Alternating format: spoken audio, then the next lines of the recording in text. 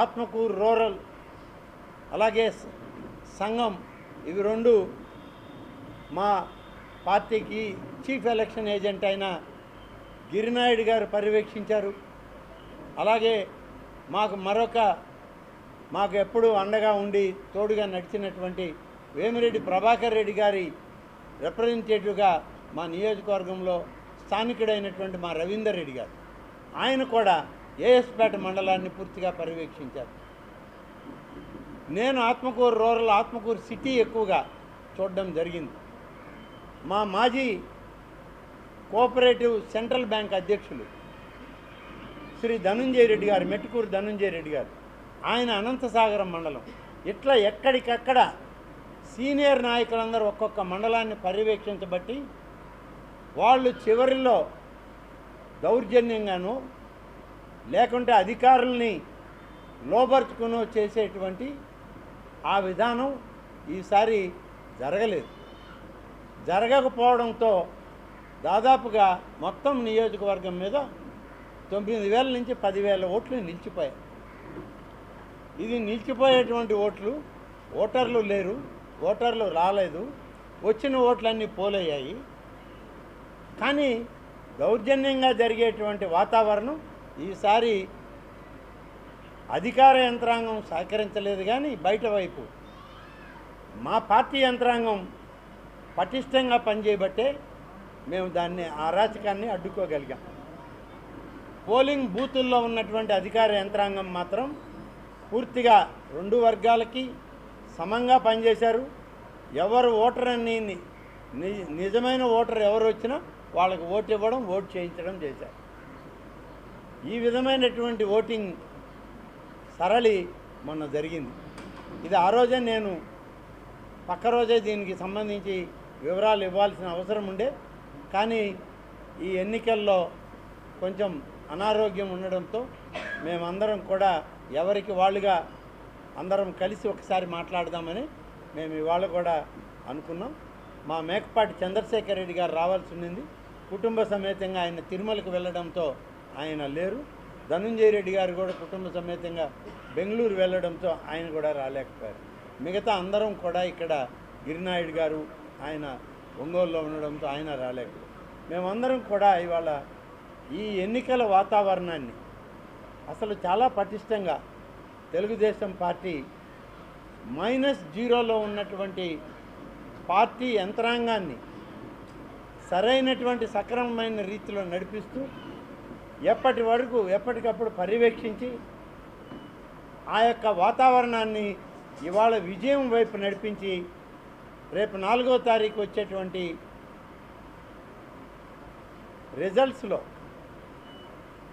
మేము విజయలక్ష్మిని సాధించగలం, విజయలక్ష్మి మమ్మల్ని వరిస్తుంది అనే పరిస్థితికి మేము తీసుకురాగలిగాం. ఇది ఒక ఉమ్మడి పోరాటం.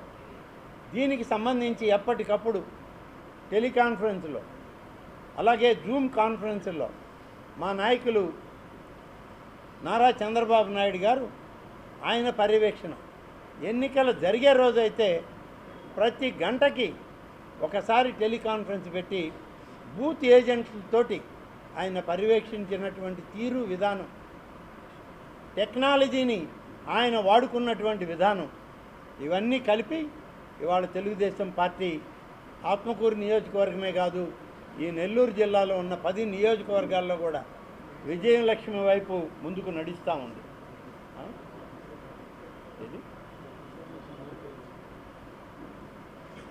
ఇవాళ తెలుగుదేశం పార్టీ ఇన్ని విధాలుగా మేము ఈ రకమైన పర్యవేక్షణలు, ఒక కట్టుదిట్టమైనటువంటి ప్రణాళికతో ముందుకు పోయాం.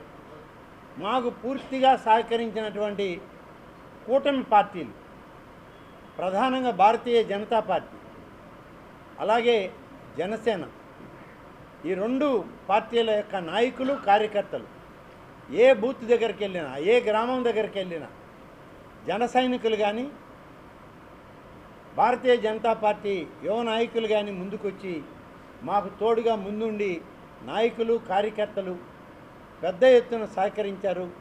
వారి సహకారాన్ని కూడా మేము మర్చిపోలేము.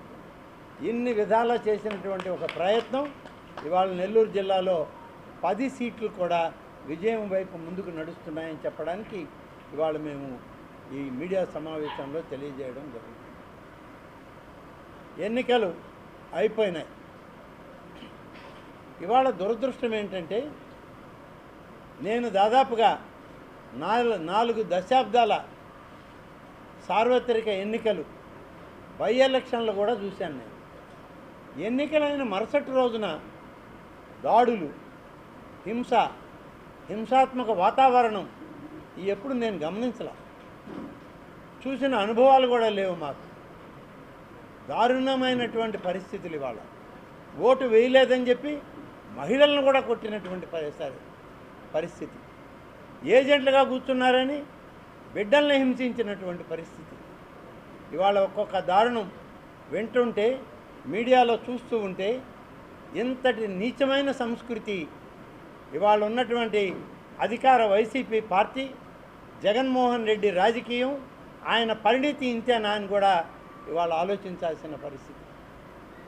రాజకీయంగా నేనేదో ఉన్నతమైనటువంటి విధానాలు అవలంబిస్తున్నానని చెప్పిన ఆయన ఇంత దిగజారుడు రాజకీయం చేస్తున్నాడనేది ఇవాళ బహిర్గతం అవుతుంటే సిగ్గుతో తల వంచుకోవాల్సి వస్తుంది.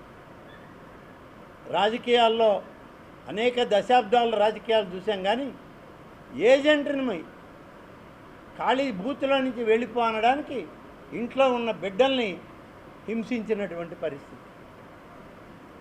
బయట వాతావరణంలో బయట ఉన్నటువంటి ఈ ఏజెంట్ల యొక్క భర్తలో భార్యలో బయట ఉంటే వాళ్ళని నానా బూతులు తిట్టి వాళ్ళని మానసికంగా మీరు బయటికి వెళ్తారా లేకుంటే మీ కుటుంబ సభ్యుల మీద దాడులు చేయమంటారా అనేటువంటి వాతావరణం. కొన్ని దగ్గరలో వాళ్ళని హింసించారు, కొట్టారు, చివరికి ప్రాణం